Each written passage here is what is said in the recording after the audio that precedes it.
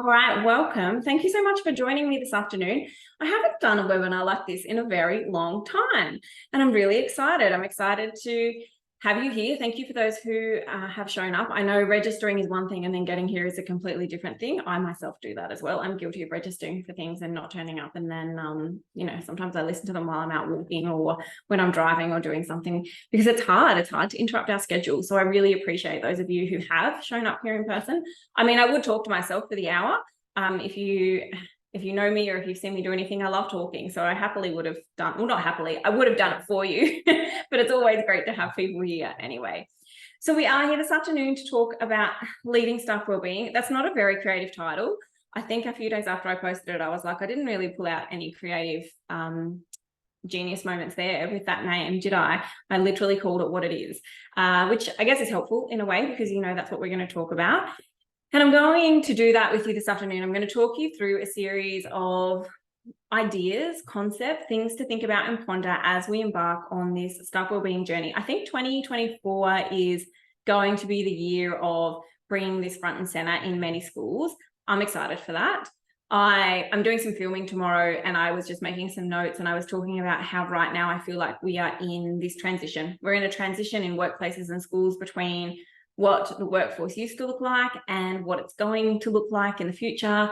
And we are in this transition space and it's a bit icky and messy and it can feel a bit, yucky, but I think it's really exciting. It's a really exciting time to be those who are redesigning, who are leading, who are the ones that are essentially going to be drivers of change. I get excited by that. I think that we're in a really unique opportunity to start to think about redesigning, to think differently, to think about how things could look. And as hard or as challenging or as sometimes, complex that can be, we absolutely are in a space that allows this to happen. And that's the stuff that gets me, excited. That's definitely where I think I love education. I'm not going to go into my backstory today. I'm not going to tell you about my occupational stress and how I got here or anything like that. But I will let you know that I have been on the path of looking at how we support our staff for about 10 years. And that I do this work not because I've had stress myself or because I don't love teaching. I do this work because I love teaching and because I think we really need to look at how our schools are designed and function so that we get more people in the profession so that we can absolutely have a workspace that allows staff to thrive. I think that's going to be really, really important. I think that's absolutely essential as we move through this transition. No problem. Yeah, that's okay. You'll get the recording. If you need to let me know anything or if you want to comment along the way, please use the chat box. I do have that open.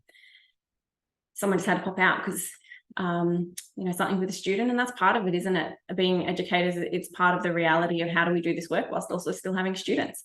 It's not like other workplaces or professions where you can go and have coffee at a coffee shop or go out for lunch. We don't have those luxuries in our space, but we do have many other things.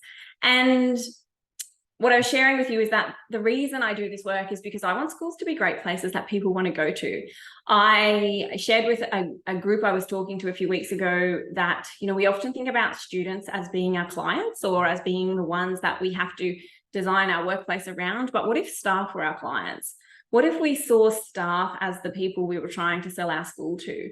And if we took that approach, then what could we say about our workplace in terms of helping staff feel well, work well, be well, and helping them be productive and helping them work efficiently and helping them feel like they have balance and flow in different areas of their life and helping them manage stress or consider time pressures? How would we be able to sell that to our staff? What would that look like? And this, I think, is the transition and the shift that we're moving towards when it comes to designing workplaces. Okay, so let's kick off. I'm going to share my screen. Got some slides already. Let's hope this works. Here we go. All right, you should be able to see this now. Title slide. If you can't, please do let me know. Going to open all of the things again. And chat's open. And I'm just going to make sure we don't have any late comers. Perfect. Okay. All right, let's kick off, shall we? So this was the little promo slide that I put together, and we're going to absolutely go through this today. So we're going to look at different things in regards to, you know, where you want to start on your staff wellbeing journey, the idea of insourcing versus outsourcing, and how to create that collective efficacy and accountability. And I want you to also walk away today knowing why it's not about action plans.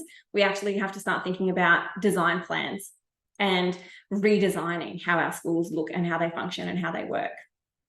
So let's start. We are probably, I think, all of us here are familiar with the term wellbeing or staff wellbeing or teacher wellbeing, whatever umbrella you want to put it under. Please know today that when I talk about wellbeing, I'm talking, or staff or educator wellbeing, I'm talking about all of those in our workplaces, which is a school. It's not a new word anymore, although sometimes it's still a new topic or concept in terms of implementation, but we're all really aware of it. But I'm curious, for you, you know, what does, I assume you're in a leadership role or some kind of leadership capacity, or you influence these spaces. What does leading staff wellbeing mean to you as a leader? Feel free to pop some ideas down in the chat box. I think it'd be really helpful for others to know what that concept or what that terminology means. And then how would you know if you're doing that well? What kind of things would you be looking for in your workplace environment?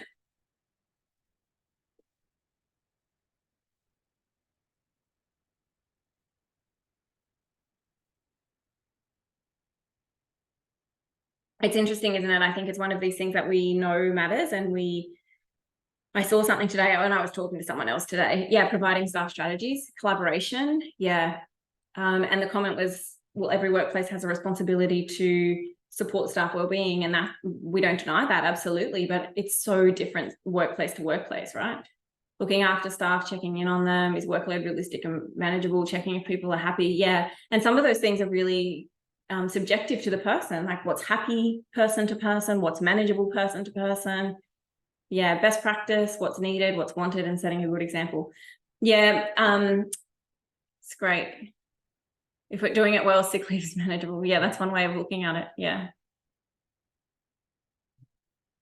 I think that piece around, you know, setting a good example, people often look to their leaders to model what that is like, but the next layer is then how do we empower staff to set that for themselves? Normalizing rest and not overwork. Oh my goodness, absolutely.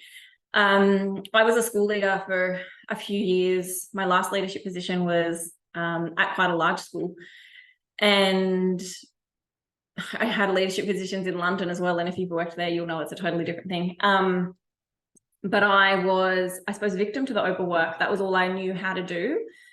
And it's really hard when you love and are passionate and committed to a profession like this, and then you struggle to rest. I think I have a podcast on rest, and I talk about, you know, my mum saying things to me like, you can't do nothing, I'll find something to you to do, only lazy people do nothing.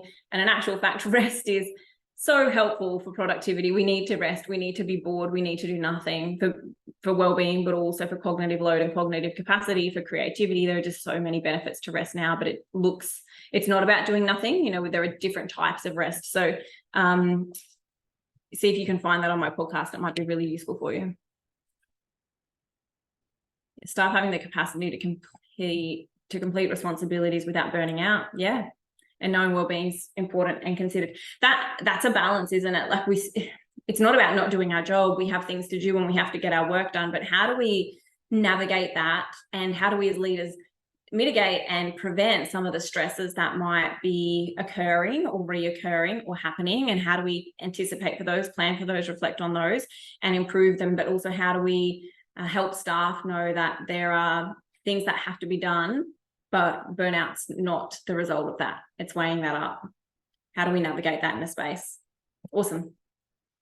Thank you for your contribution. That's great.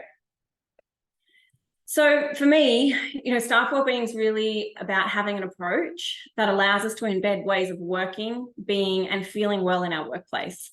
So we work well, we feel well, and we're being well. So think about it in terms of working's actually our day-to-day tasks, our operations, our productivity, the tasks that we have to get done, the things that we're responsible for doing and output. that's our work. Being is who we're being as a collective, and that's really about culture. You know, who are we being collectively? What's our personal culture? What's our team culture? What's our collective culture? You can use words like values or norms and things like that in this space, but this really is around, are we being well? And then how do we feel? Do we have happy staff? Do we have fulfilled staff? Do we have meaningful staff? I think when we prioritize staff well-being and have that at the forefront, then that's what's happening. We feel well, we work well, and we're being well all together. And this allows us to have safe, supportive, and productive workplaces where we're engaged and feel fulfilled, which I think I just said. So to me, that's what staff wellbeing is. When we talk about leading staff wellbeing, promoting staff wellbeing, emphasizing, working on it, it's this. You know, we want staff to feel well, work well, and be well.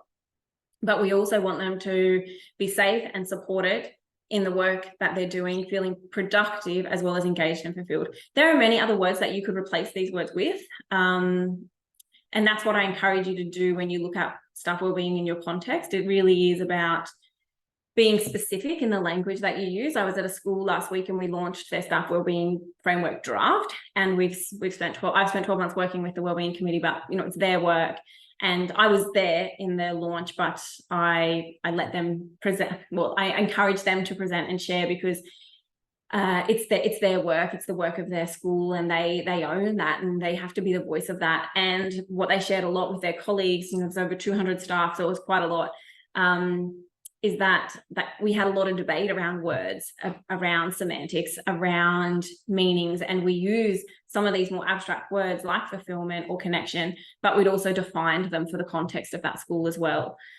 And I think when we talk staff wellbeing, unless we give time and space to be really granular and specific to what this means for us, where it's a bit grey, it's a bit open, it's a bit loose, and we have to be able to unpack what these things are for us in our context. Now, we're all here because we want to achieve a level of wellbeing transformation, and I absolutely get that, and I appreciate and understand that. But I want to highlight 3 key things that are really going to help do that, and that I think if you are serious about leading wellbeing, this is what you want to consider. I've talked through the first one, building a shared understanding of wellbeing. So sometimes in PD days I deliver, I help do this, but actually a wellbeing framework is a great way to have a shared understanding of staff wellbeing. It allows you to have the shared concepts and themes, a shared language, a shared approach. So that example I shared before is a great way to have that established. The other thing that's going to support you in terms of leading staff wellbeing and having a transformation in this space is building a culture of speaking and seeking. And this is what I call really the key to allowing us to be able to connect and collaborate and learn from one another to benefit our well-being. Now, speaking and seeking often it comes up, or it might be referred to as things like I don't have a place to go and share my well-being concerns, or I need somewhere to share my well-being concerns, or we don't talk about it, or what's the process, you know, how do we go about this? And I want to highlight that this is different from something that might sit under psychosocial hazards and complaints. It's not about that. This is about how do we have those spaces where staff can speak up about things like workload or stresses or dynamics or tasks that actually are impacting everyday and workplace wellbeing. And when I say staff, it's everyone, because speaking and seeking is everyone's responsibility. So it's about encouraging, supporting, and having structures in place where everyone has the opportunity to speak up about those things, but also where everyone seeks out. So where we're asking questions, where we're curious, where we're leaning in, where we're checking. Now, this requires a certain level of openness and vulnerability and takes time. We can't just announce that we're doing this and expect it to change. It's about building in these approaches, building in these processes, building in these different ways of working, and letting everyone know that through speaking and seeking, what we're establishing, again, is that shared understanding, but also supporting each other to move towards a space where we can start to be really granular and specific on some of the areas that might need to shift or pivot, change, evolve, stop, start, whatever it might be, through that staff wellbeing lens. And then the last one is around building that individual and collective responsibility.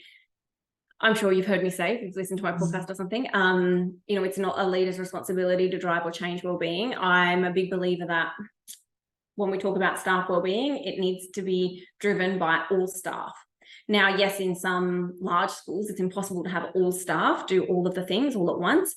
So I tend to recommend that a wellbeing committee, which is made up from staff across the school, perhaps not even just educators, is formed, and that becomes the voice and the space to do some of this really meaningful work and help drive change. Of course, with consultation with leadership, because at the end of the day, there are decisions that need to be made, but it's not about leaving it up to the wellbeing committee or leaving it up to leaders. It's actually understanding that we are all in this work together, and there are steps and processes that everyone needs to be a part of.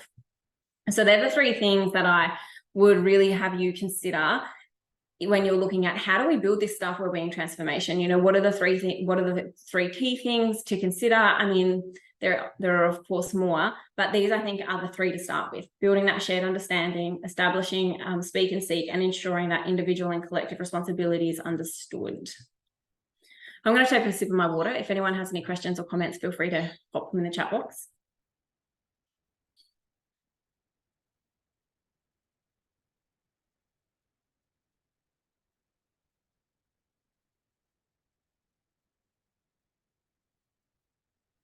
Explain speak and seek?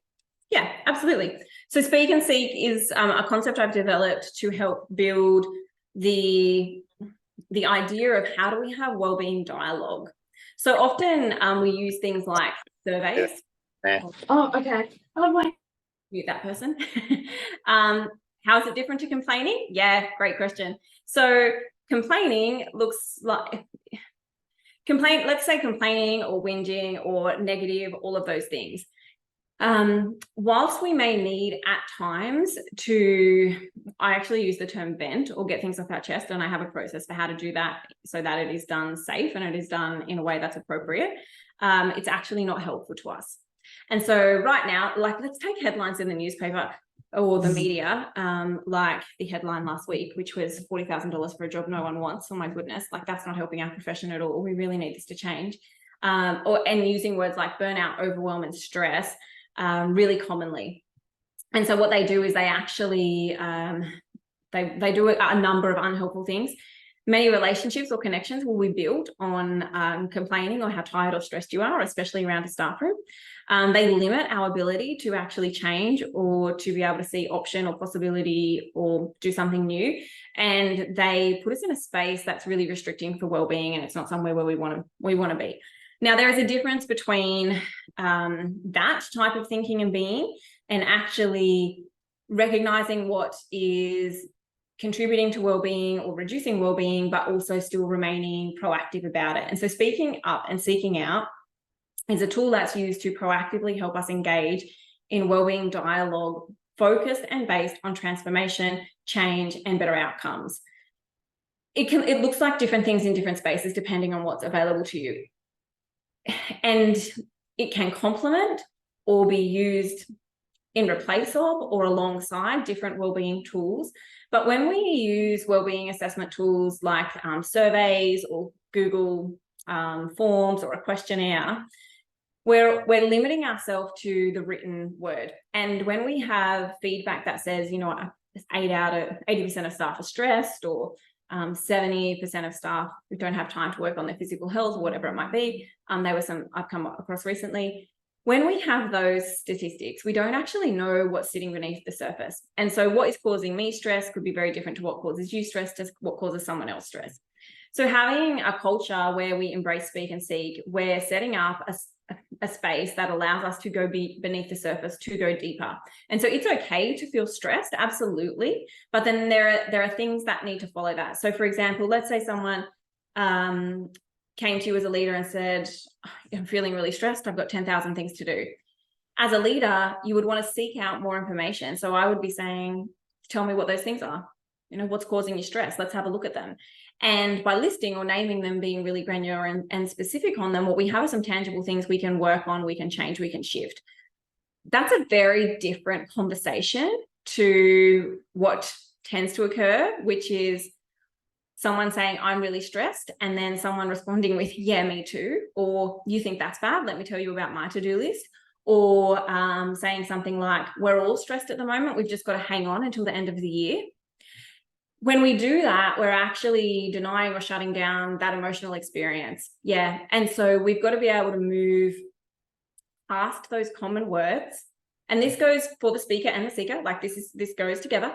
And we've got to be open and brave enough to sit in those spaces of discomfort, which is what's causing the stress, what's causing the frustration. Now, some days that's just going to be how it is, because that's life, and stress is a normal human emotion. Like the point is to never, we shouldn't think we're never going to be stressed, or that we're not going to have bad days, or we're not going to wake up and feel like I don't want a human today, I don't want an adult. That's just part of life. But it's about understanding, is this real? What else is going on? Can I name some of the things? Because if we can't name these things, we can't change them. Complaining is not naming. Complaining is just having a good old whinge. You see, complaining also denies people the opportunity to take responsibility, because complaining doesn't require action. Complaining just requires someone else to get in there with you and stir the pot. And that's not actually responsibility or action. So speaking and seeking is about ensuring that whatever we're saying, we come at it with, and what are we going to do about it? It may mean that we need to ride this wave, but we can reflect on it and shift things for next time. It's that open dialogue that allows us to name what's going on, that allows us to speak out more and seek out and be really curious and questionable and be open to answering those things, but also be tangible and specific so that we can drive some of this change. Does that answer your question? Yeah, you're welcome. Yeah, explaining. Look, if I was typing, it would be terrible. I'm terrible typer. And tell that to my publisher. Okay, all right, let's move on then. Thank you. Okay, so I want you to take a moment and I want you to consider like where you are right now. What is the context of your staff wellbeing situation? Maybe it's great. Maybe you're like, no, I'm just here for some extra bits because our school's awesome. And if that's the case, amazing. Maybe you already have some things in motion, which you're seeing come to fruition. Or maybe you're really at a point where you're like, I'm just starting this journey and I don't know where to go. And that's okay too. So I want you to take a minute to just consider where you are and where you would like to be. Because often we use these words well-being, like whether it's staff, educator, school, well-being, and we take action straight away. We put things in place. We just want to do things. But we miss a really crucial step, or we miss a few steps. Some of those steps include acknowledging where we are right now. So being really open and honest with what's going on. Another step is also lending some compassion to that. So just accepting it. We don't need to name, we don't need to blame, we don't need to judge, we don't need to make excuses or justify, we just need to accept that for what it is. And then the other piece that's missed is this space where we ideate, where we consider, well, how do we want it to be? And when we go straight to action, what happens is that we just do more and more and more things because we don't know when we have got what we were setting out to do. And we need to come back a little bit. We need to spend some time considering, where do I want to be? Where do I want my school to be? How do I want my staff to be? How do I want to feel? And you need to do this in the I, we, us domains. So how do I want to feel personally? Getting your staff to think about this. What's well-being to them? How do they want to feel? How do we want to feel in our teams, in our cohorts, whatever that might be? And then how do we, as an us, as an organization, as a workplace, as a collective, as a community, what's well-being going to look like in that space? How do we want to feel? It's not enough to just say you're going to address staff well-being and start doing things. That is actually lending yourself to overcommitting, to overdoing. And it's kind of like just throwing paint at a wall and hoping it sticks. We don't really know. The strategy that you implement for staff wellbeing needs to be really carefully thought out, because it's essentially about redesigning how we function. It's not about doing extra things or doing more things. It may be about building, for example, connection. So one school I've worked with, their first initial redesign in terms of staff wellbeing was putting things in place to allow staff to come together to connect socially, if people chose to, because they didn't have anything. So that may be something. But in some schools I work with, some of the things they're looking at are redesigning and restructuring their timetables. So staff can have specific targeted time off to plan and work together. In some schools, it's about how do we build capacity of middle leaders to support staff wellbeing through the staff wellbeing framework. It's going to be different from place to place, but the doing, whatever the doing is, needs to match where you want to be. And so in those examples that I've given you, what they were really clear on is the school they wanted to design and create, not just what they wanted to do. And so if we had a whole day, I would get you to do this. I would get you to sit down and I would get you to think about, what kind of school do you want to be? What kind of staff do you want to be? Not what do you want to do or what do you need to do? Because ultimately, human beings, personally, professionally, we're all driven by feelings, we're all driven by emotion. And our being state and our feeling state is what's going to drive the action. And so we have to know where that is to know where we're going. It's like if you were to set a goal around, I don't know, running a marathon, you wouldn't just start running and decide to just run. Your end goal would be a marathon. So you'd be taking steps to get there, to do that. And you'd know when you were there because you'd run the marathon. But if you don't know what your ultimate version of staff wellbeing looks like or the point you want to get to next, then how do you know? It's the same as when we design learning for students. We know where we want to get them and we backwards map it. We have assessments along the way. We have our formative assessment. We differentiate. We use gradual release. The same applies to staff wellbeing. So we're not going to do that, but I want you to perhaps spend some time in between now and the end of the year, maybe as you're driving, maybe as you're out walking, maybe when you're washing the dishes, whatever it might be, pondering this concept or this idea or thought, take it to your staff. What kind of school do we want to be and have through a staff wellbeing lens? So as I mentioned, what this is really opening up is this concept of redesigning our schools. We need to redesign our schools to see them as workplaces and do things differently. And as I said in the beginning, I'm really excited for this. I think this is, I think it's a great time to be in education, actually, to know that things are shifting and changing. But it means, as leaders, we have to be brave, courageous, vulnerable. We have to be ready to take risks. It means going against the grain sometimes. It means going against what we've always done. It means going against, this is how we do it here, or this is the way it's always been done, and starting to question everything and be really curious about things and asking, is this still right for us? It might have been right last year or 5 years ago, but is it still right for us now? Or why are we doing this? We were doing this when we had ample staff, but actually we don't have ample staff now. We have reduced staff. So is this still the right approach for us? It's starting to question and ponder and be curious about those systems, those structures, the way we do things, because that is essentially what makes up and contributes a lot to staff wellbeing. And it's being brave and bold in leadership. It's about asking these questions and facilitating discussions and leading change when perhaps there's resistance there, because doing something different is scary. There is this transition space we've got to go through. But it also requires looking outside our setting for innovative ways. I think we can learn a lot from different settings, from different workplaces. I think we can learn a lot from how other workplaces operate and function. And I know there are things, within our system and within our control, within the way we work that we can't control, but there are still things that we can learn and look at from other settings and other spaces. So be open to exploring what other workplaces do, whether it's through reading a book or listening to a podcast or asking colleagues that work in different professions, because I think there's a lot we can take from different spaces. If we think about the 4-day work week, which seems impossible in our setting, there are actually spaces that are moving towards that. And I'm sure you've all seen what Queensland announced last week. There are things are moving and shifting, and we have to be prepared to be the leaders in the space of change as well. And part of that requires recognizing the autonomy that we have.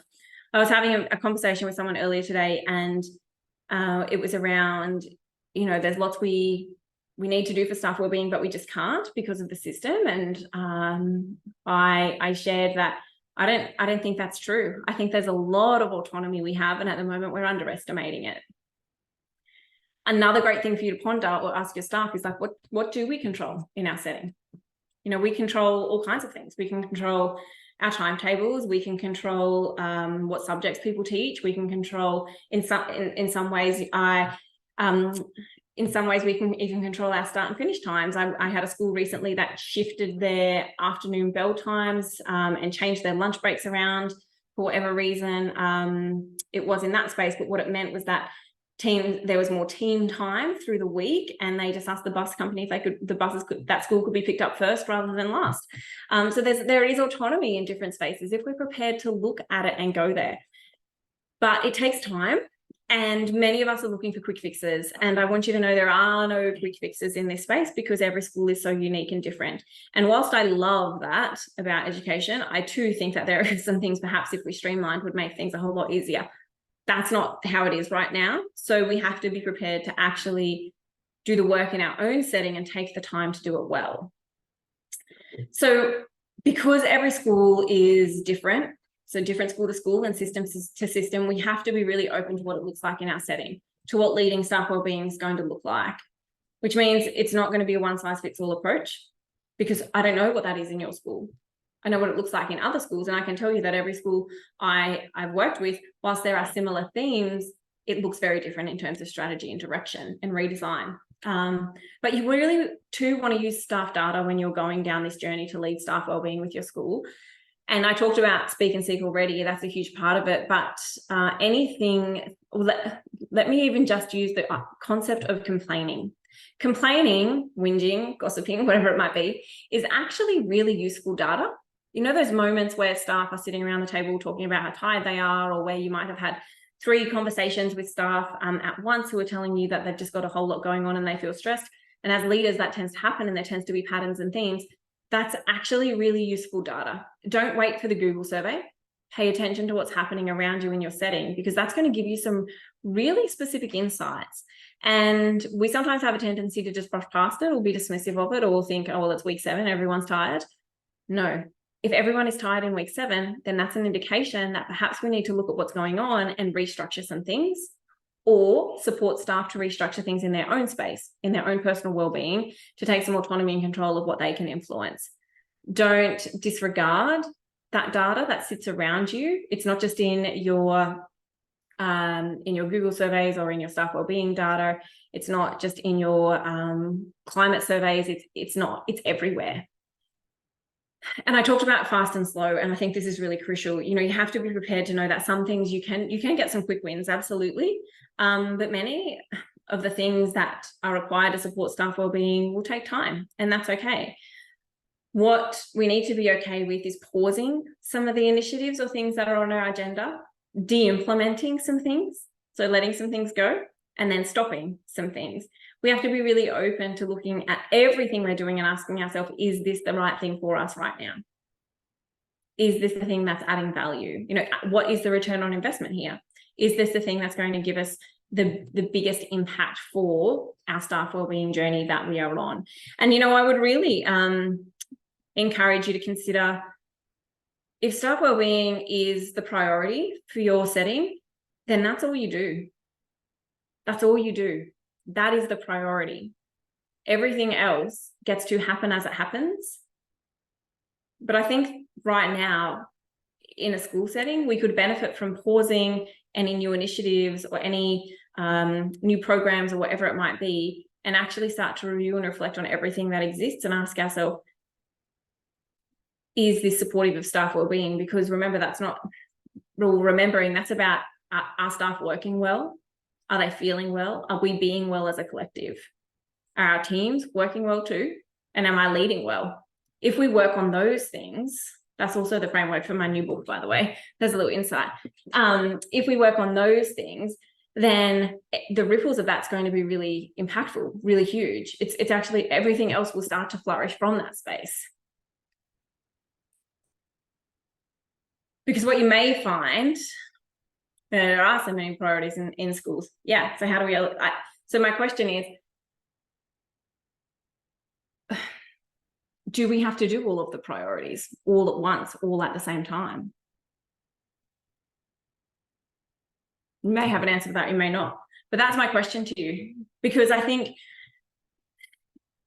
the idea that there are so many priorities in schools, or the concept of that, has become so common that we latch to it. Well, there are just too many priorities, but what if there weren't? Who decides the priorities? I'm working with a school at the moment, and literally what we are doing is looking at their priorities and completely stripping it back. So we're taking the last year, and then we're not adding anything new. and we're taking some things out. Because we have to start to ask ourselves, if there are so many priorities, are any being done well? What is the value? What is the value of having heaps of priorities?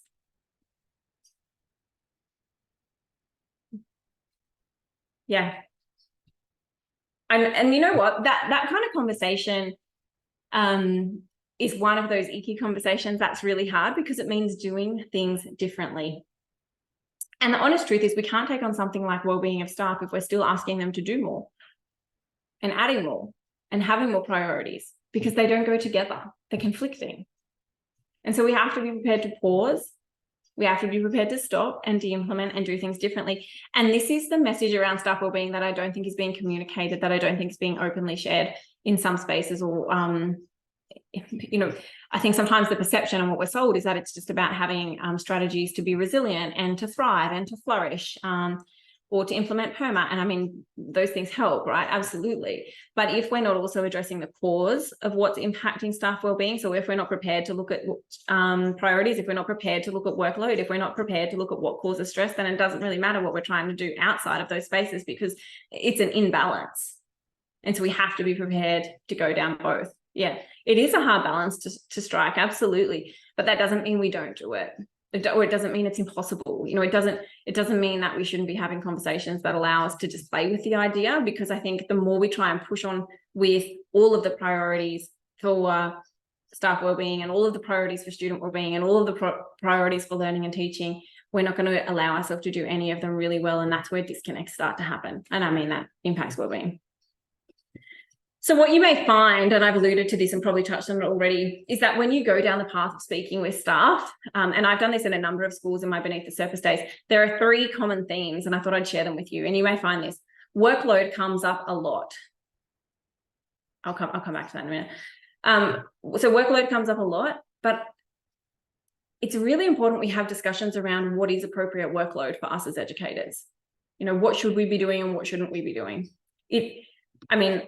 I won't recite the AITSL standards, but there are certain things that we are expected to do. And so sometimes the conversation that is had around workload has to be had, because there are things we need to do. And so it's not necessarily the workload, it's the system or structure or time that sits around workload, but also perhaps competing priorities, which we just talked on. Working efficiently layers into that.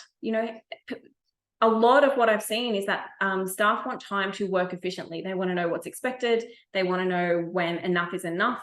And that phrase is not quite right, but they want to know where the expectation is. When can they stop? Because we're guilty. Gosh, I remember I spent my first few years, I feel like my weekends just laminating and cutting, because I thought that's what you had to do. And I'm so glad I didn't teach when Instagram was the thing, because I think I really would have fallen into that. Like, how do we know when enough is enough? And so then how do we work efficiently so that we can actually do what needs to be done, rather than get distracted by all of the nice, pretty Instagram things. And so that means diving into a review of how time is spent and organized. We can't underestimate this. We hear a lot in the education space that we want more time, and we don't have more time, but we do have autonomy over how it's organized and how we spend it. And that's something worth considering. Trying to get everyone on the same page to changing things for more productive wellbeing. Yes. Okay. So that is key. Everyone has to be on board that this is the initiative and this is the thing. This is what you want to drive. Now, sometimes that happens and that's great, and sometimes it doesn't. What I will say, though, is that if you are in a space where that can't happen, or it's not possible to happen, that doesn't mean things can't happen. So in some schools, I actually just work exclusively with teams. I don't do a whole lot of whole school work in terms of whole school change, because they're not ready for that yet, and that's okay. But they do know that they need to do something for their staff and they want to support them. And what I am able to do is to support teams, because there's still autonomy in teams. There's still flexibility. There's still control. There's still things that individuals can influence and the collective of the team can influence. So rather than running whole school or whole staff wellbeing consultancy transformation, it's around supporting teams. So how do we build cohesion in teams? How do we work well in a team? How do we define our balance and boundaries as a team? That in itself is getting everyone who works together on the same page. Yeah. So there's absolutely ways around it. You know, sometimes, and I'm talking about leading, I suppose, because this is about leading staff wellbeing. Tomorrow, when I do the teacher wellbeing one, I'll cover more of those concepts. But we can lead from the bottom as much as we can lead from the top. We are all leaders, but it's not about just waiting for leadership to drive change. We also have to consider, how do we lead from the bottom? And that's a kind of meet in the middle thing, or individual and collective. There's absolutely things we can do for pockets if it's not and maybe you're sitting here thinking as a leader you really want to do it, but you know it's just not possible in your setting. That's okay. That's the reality of it. Absolutely. But there will be things you can do, whether that's individually for your educators or whether it's through a team lens. Yeah, absolutely influence, for sure. So some of the things that really come through that are highlighted in regards to what can help staff wellbeing are planned, uninterrupted, scheduled time to do deep work. There's actually a great book. Oh, I've got it here. I'll grab it. If you haven't read this, I highly recommend it. It's called Deep Work. Oh, my screen's on. There we go. It's called Deep Work by Cal Newport.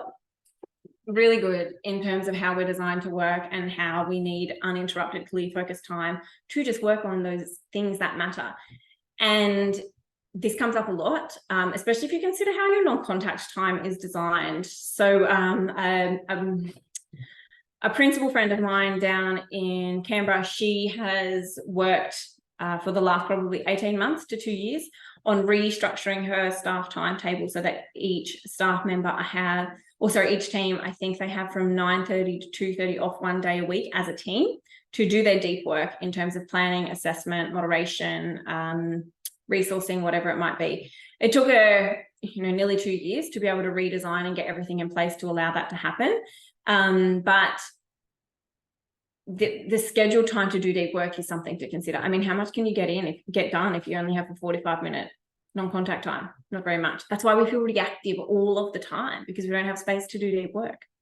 Reducing interruptions is another one. I was talking to a school, I'm not sure if there's anyone on here from the school I was talking to, but they were saying that in the first 4 weeks of the year, or first 6 weeks, I can't remember, I think it was first 20 days, I think, no interruptions. Teachers are on class, no interruptions. Nothing is to happen in those first 20 days apart from getting to know students, which, sounds like we should just do that, right? But it's amazing how many interruptions pop up. And so whilst we know interruptions happen in schools because they're sometimes unpredictable, like fire alarms going off or whatever it might be, pay attention to how many last minute changes there are and ask yourself, can any of these be reduced or shifted? So one school that I've worked with, we put in a plan that said you cannot introduce anything outside a 2-week window. So everything has to have minimum 2 weeks notice. Ideally, it's locked in the term, right? But sometimes we need to make tweaks. But if it's inside a 2-week window, we don't do it unless it's an emergency. The answer is just no.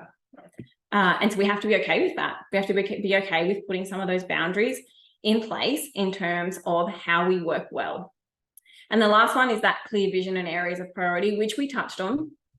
But really, it's about knowing what are the priorities. And if staff wellbeing is one and you need to have some others, they need to support staff wellbeing as well. They can't conflict each other.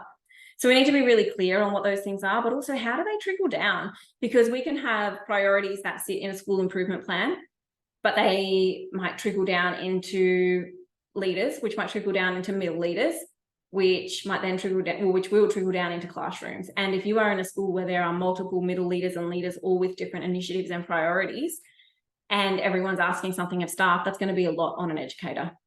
And so we have to be aware of what those things are when those initiatives start. If you start all of your initiatives in January, my question to you is, can you not? Like, could you start them at different times across the year?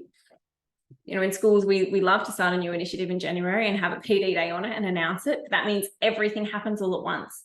What if we worked with seasonal calendars? Something started in the autumn term in term 2 and went to term 2. What if things started in, the winter term in term 3 and went through until the end of term 2 the following year? It doesn't all have to be January to December. It's something to ponder, something to consider. Okay. Before we move on, does anyone have any insights or anything they want to share while I take a little drink?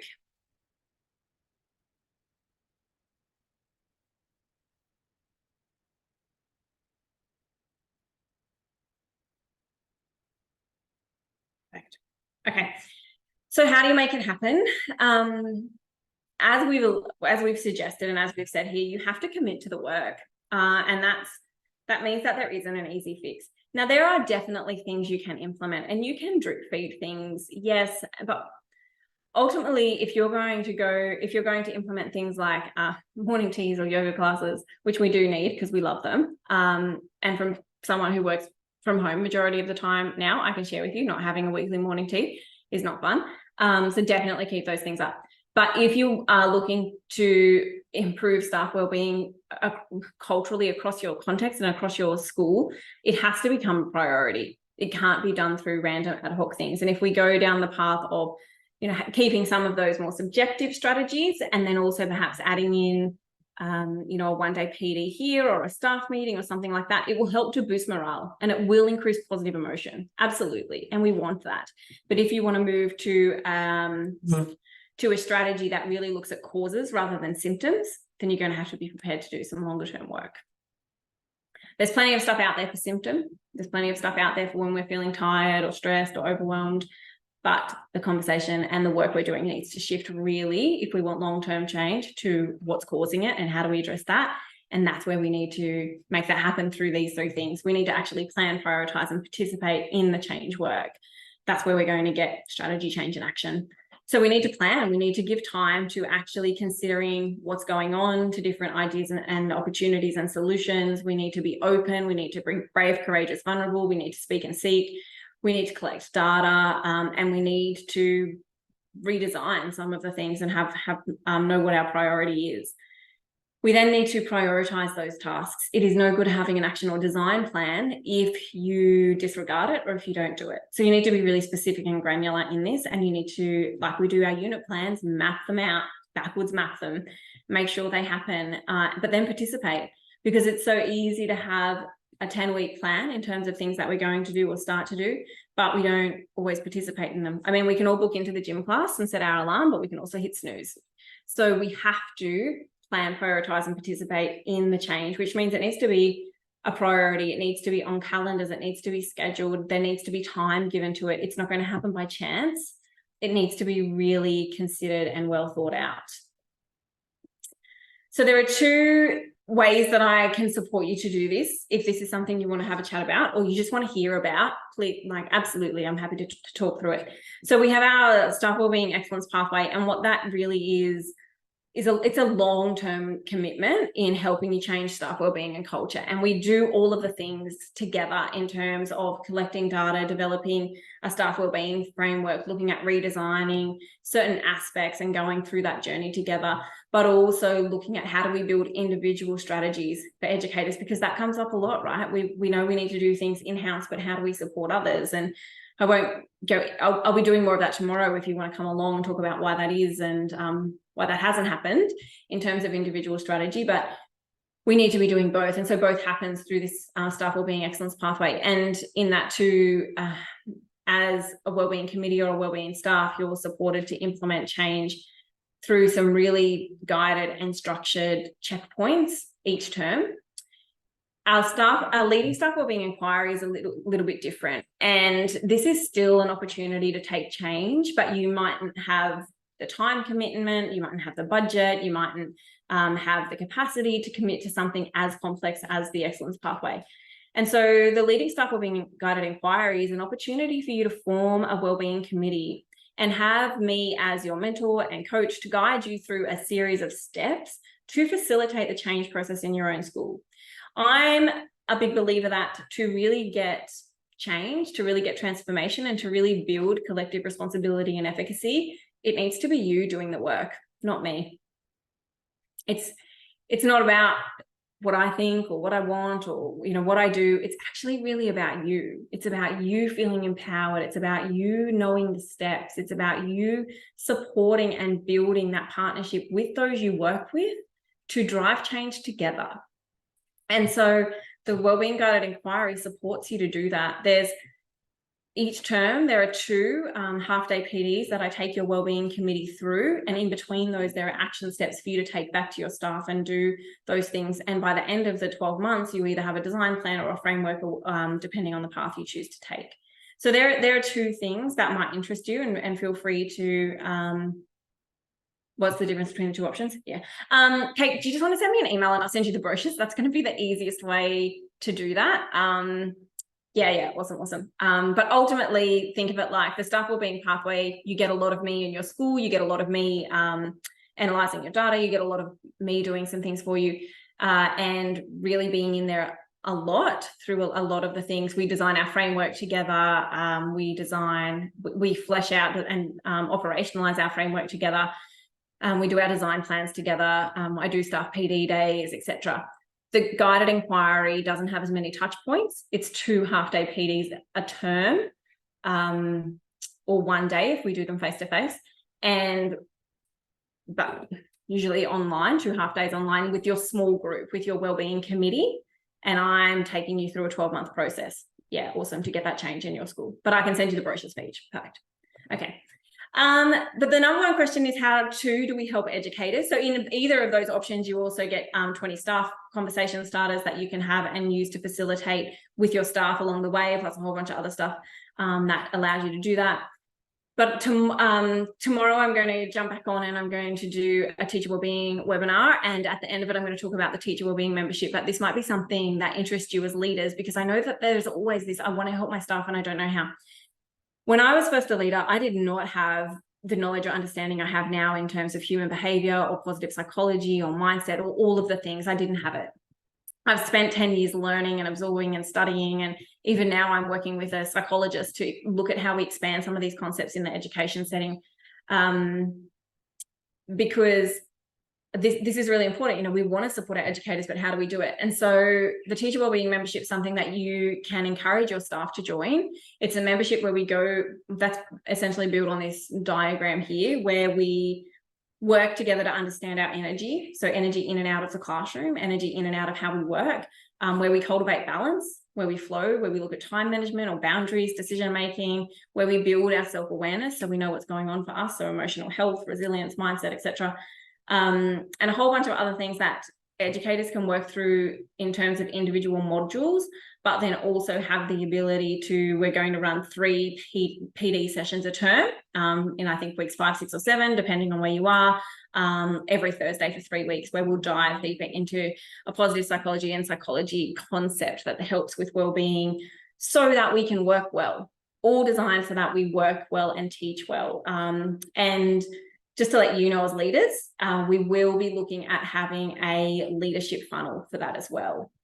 So if you enroll, you'll get an enrollment form, and you'll be able to just pop in whether you're an educator or leader, and it's highly likely we'll have a separate live session for leaders. So that's all of that. That's all on my website, so I won't read that to you. But there are all my details. Thank you so much for hanging out and listening to me talk. And I'm right on time. That never happens. If you have your phone, you can scan that QR code. I think it takes you to my link tree. But I am happy to stay around. If anyone has any questions or comments or things that they want to, yeah, great chat. You're welcome. Thank you, Fiona. If anyone has anything they want to ask, this is like open Q&A now, so go for it. Happy to answer anything. You can take yourself off mute if you like.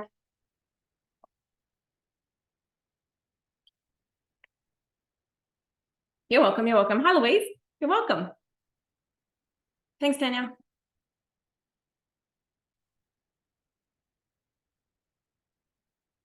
I'm glad this was thought-provoking.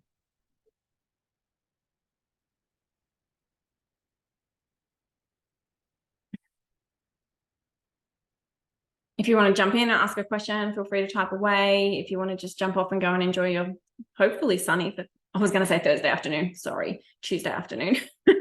Feel free to jump back into it tomorrow as well. Excellent. Perfect. Amy, can I ask a question, please? Hi, yes, go for it. It's easier than typing what I need to say. We've already been using the book as a leadership team, the Teacher Wellbeing book, and using a lot of your concepts this year through some of the work that we've done with our staff. If we were to, I'm just trying to find it. If we were to look at the guided inquiry process and have you work as sort of that coach role, would that be tailored to where we are as opposed to where maybe other people might be, at the beginning of their journey? Yeah, absolutely. Yeah. So there are 8 modules mapped out in the if you want to email me, I'll send it to you. But if you look at that and you think that we've already done that or we're further along, absolutely. And it's not necessarily structured on the book either. It's probably got a bit more of a workplace, like whole school lens run through it. So it might be a nice complement to what you've already done. Okay, beautiful. All yeah. Right, thank you. You're very welcome. You can if you just flick me an email, I'll send it over. Okay, thank you. You're welcome. When is my second book coming out? That's what my publisher keeps asking, Craig. I am going to try and have it finished by the end of December. Feel free to email me and ask me how that's going at any point in time, because I need some accountability. I do things like this instead. So hopefully it will be out at the start of next year, or by term 1. Should I just say then, because that might actually make me do it? I can tell you it's planned. I've planned it down to all of the ideas are here. They're in this PowerPoint, they're just not in the book, and that's a problem that I need to overcome. But it's coming, I promise. Lots of what we talked about today, for sure. All right, wonderful people. Yeah, I'm looking forward to it too. Thank you. Does anyone have anything else before we wrap up?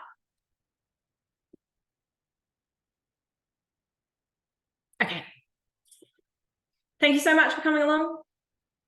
Have a wonderful Tuesday evening. And yeah, if you need anything, flick me an email or find me on socials or wherever that is. You're very welcome. Thank you. Thank you.